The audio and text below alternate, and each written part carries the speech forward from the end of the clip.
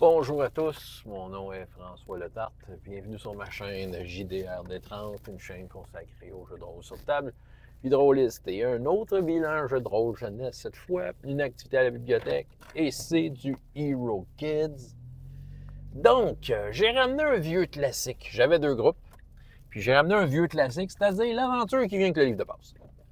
Dans le fond, des rats ont enlevé Roger, le fils de l'aubergiste.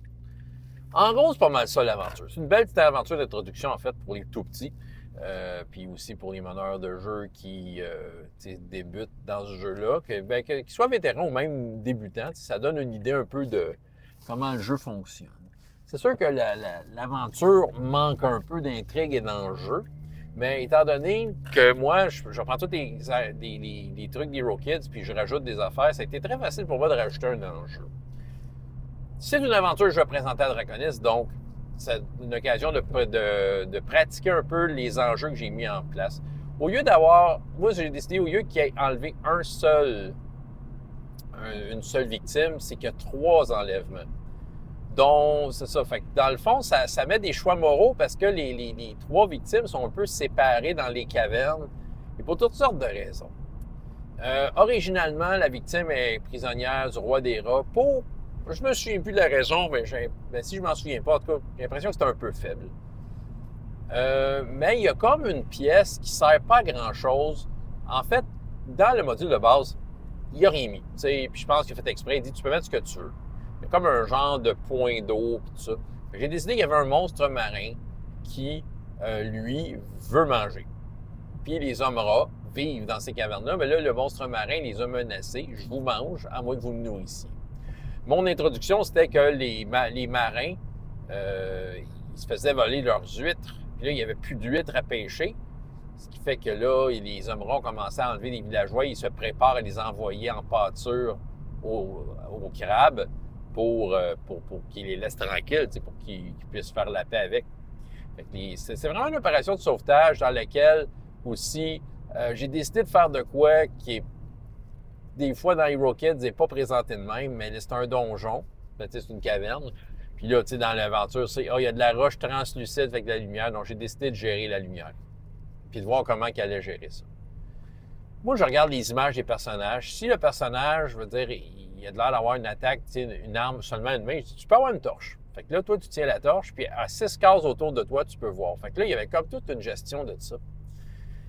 J'ai fait une règle maison aussi, c'est qu'à un moment donné, il voulait se séparer le groupe. Il dit ouais, mais là, un tel a torche, toi, t'as pas de torche, tu vois là, tu es dans le noir total. Puis il voyait comme pas l'impact des petits. Mais à un moment donné, il rentrait d'une place, mais je sortais pas la map. Je mettais les bonhommes dans. Puis il dit pourquoi tu mets pas la map? C'est parce que tu vois pas. Mais les ennemis, eux, ils le voyaient, ils se faisaient attaquer par des ennemis, je leur enlevais des dés. Bref, je leur ai fait la vie dure. Jusqu'à temps qu'ils décident, hey, on peut-tu avoir de la lumière? Oui, mais tu perds un dé d'attaque. Parce que souvent, c'était des personnages qui avaient des armes à 2 mains, aux enfants la même. Fait que là, il y avait un prêt à payer pour avoir de la lumière. Bref, c'était très intéressant comme enjeu. Le fait de séparer le groupe, surtout le deuxième groupe, leur a coûté cher. Ça passait proche. Ils ont été sauvés in extremis, en fait, par certains des villageois qu'ils ont sauvés, qui ont pu leur donner des potions. S'il n'y avait pas de villageois, ils attendaient. J'ai pu réussir quelque chose du genre, en fait, de faire aligner les astres.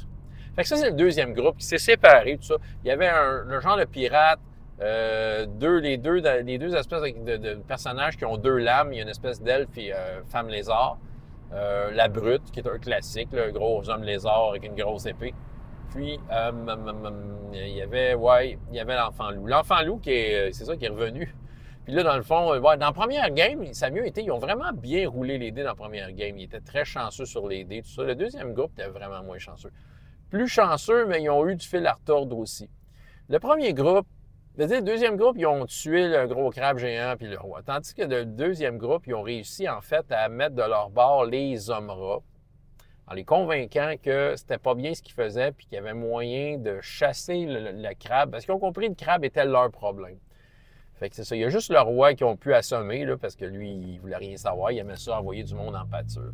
Ouais, le premier groupe, il y avait, entre autres, des personnages que je pense qui n'ont jamais à peu près été pris dans mes games. Un chevalier nain. Tu sais, je disais souvent que le look du personnage, il vendait, il était souvent très vendeur. Mais dans leur cas, eux autres, ils essaient des personnages différents. Mais ils ont compris l'affaire. Eux autres, c'est parmi mes petits réguliers, puis ils savent que je leur donne le personnage en papier et je leur donne une aventure. Fait qu'eux autres, ils sont en train de se faire une popée collection de stock d'Hero Kids venant de moi. Et ça me fait très plaisir, parce qu'eux autres, là, ils sont tous excités. Ils ont des nouveaux monstres. Je leur donne des monstres en papier. Et clairement, ils sont très, très enthousiastes. Vraiment, je plante la graine du jeu de rôle et je n'utilise pas Donjons et Dragons. Et je vais continuer ici, parce que je vois que ça fait du positif et du bonheur dans leur cœur. J'ai eu beaucoup de plaisir encore une fois. J'ai hâte à Draconis de rejouer cette aventure-là, que j'ai pris le temps de pratiquer, puis ouais, vraiment, avec des... Tu sais, il y avait des choix, des dilemmes, et les jeunes, il fallait qu'ils réfléchissent. Mais comment qu'on va faire ça, sans trop manger de volée? Puis ils ont essayé des affaires. Ils se sont trompés à certains moments, ils ont été chanceux à certains autres. Bref, c'est ça. Du vrai bon jeu de rôle. Ouais, en tout cas, c'était très cool. François Letarte, JDR30. Et jusqu'à la prochaine fois, ayez autant de plaisir dans la vie que dans les jeux. Au revoir.